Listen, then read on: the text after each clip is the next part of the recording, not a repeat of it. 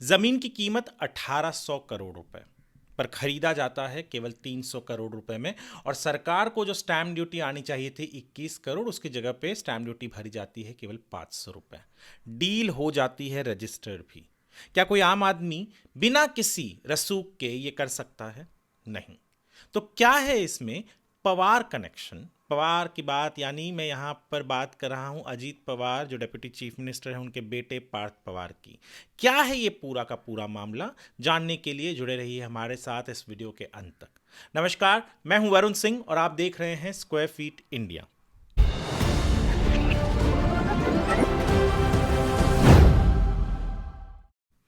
दरअसल पुणे के मुंडवा इलाके में, यानी जो बहुत ही नज़दीक है, जो पुणे का आईटी हब है कोरेगांव पार्क, वहाँ से बहुत ही नज़दीक है, वहाँ पर एक बड़ा लैंड पार्सल लिया गया, कुछ 40 एकड़ का। रजिस्ट्री हुई मई में, 20 तारीख को रजिस्ट्री भी हुई, पर कीमत दिखाई गई 300 करोड़ रुपए, जबकि वहाँ पे जो लोग हैं उनका कहना है कि ये लैंड जो है कम से कम 1800 करोड़ की है।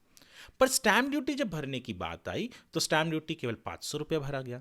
दरअसल जो कंपनी जिसने ये ज़मीन खरीदी, अमीडिया एंटरप्राइज एलएलपी, ये कंपनी के दो डायरेक्टर हैं। एक डायरेक्टर हैं पार्थ पवार जो हैं डेप्यूटी सीएम अजीत पवार के बेटे, और दूसरे हैं दिग्विजय पाटिल। और दिग्विजय पाटिल ने ही हस्ताक्षर किए, सिग्नेटरी वो थे जब ये रजिस्ट्री हो रही थी। तो 500 रुपये स्टैंप ड्यूटी क्यों भरा उन्होंने, पहले वो मैं आपको समझाता हूँ। उनका ये कहना था कि भैया ये जो आईटी पार्क या कुछ वो बनाना चाहते थे उसमें छूट मिलती है स्टैंप ड्यूटी की, तो आप हमें स्टैंप ड्यूटी की छूट दीजिए।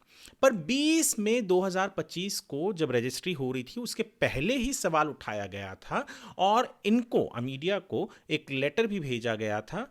किसके जरिए?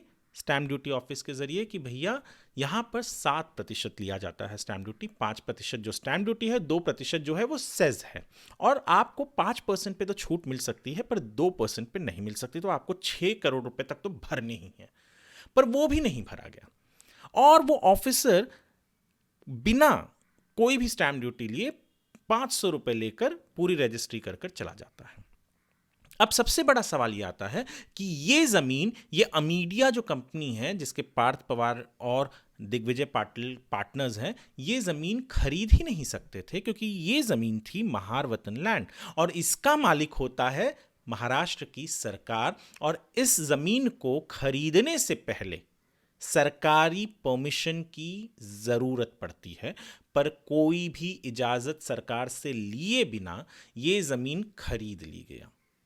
आप ही बताइए, जब हम कोई भी रजिस्ट्री करने जाते हैं छोटी सी छोटी, तो इतने ज़्यादा डॉक्यूमेंट्स उसमें लगते हैं, देखा जाता है एक एक चीज़, और इतना बड़ा डील अगर हो रहा है 300 करोड़ के वर्थ का, उसमें केवल 500 रुपये स्टैंप ड्यूटी भरा जा रहा है, तो किसी का भी स्वाभाविक है वो एंटेना जो होता है वो खड़ा होगा। पर यहाँ पे नहीं हुआ क्योंकि ऑफिसर्स सब मिले हुए थे और उन्हीं ऑफिसर्स के खिलाफ भी आज एफआईआर हुई है। दरअसल बाडवन पुलिस स्टेशन जो पिंपरी चिंचवड़ में है, वहाँ पर 6 तारीख को एक एफआईआर रजिस्टर हुई। रजिस्टर करने वाले जो कंप्लेंट शिकायत करता थे वो भी स्टैंप ड्यूटी ऑफिसर ही हैं। उन्होंने ही रजिस्टर की।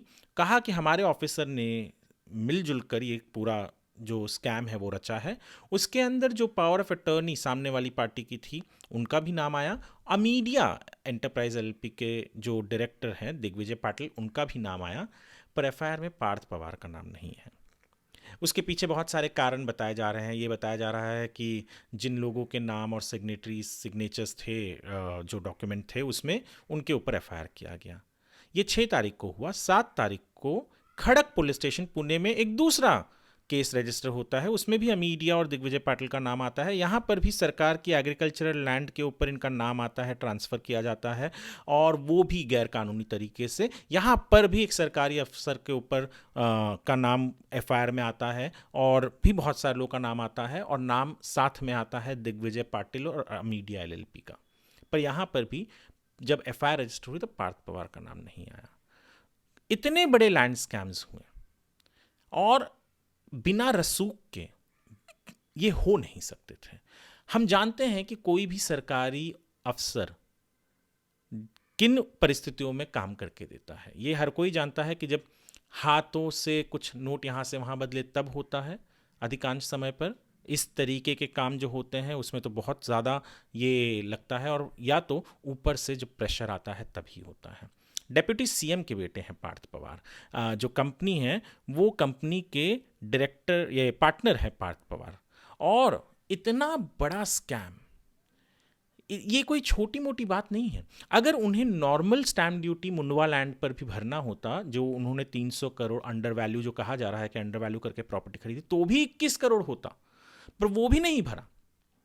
और उसके अलावा जब सरकार के ऑफिसर्स ने कहा कि चलो ठीक है, आपको जो कंसेशन मिल रहा है उसके बाद 6 करोड़ भर दो, वो भी नहीं भरेंगे हम। क्यों भरेंगे भाई? सरकारी क्या वो सरकार हमारी है, हम पैसे क्यों देंगे? अब महाराष्ट्र की सरकार ने एक इंक्वायरी कमेटी बिठाई है वो मुंडवा लैंड डील पर।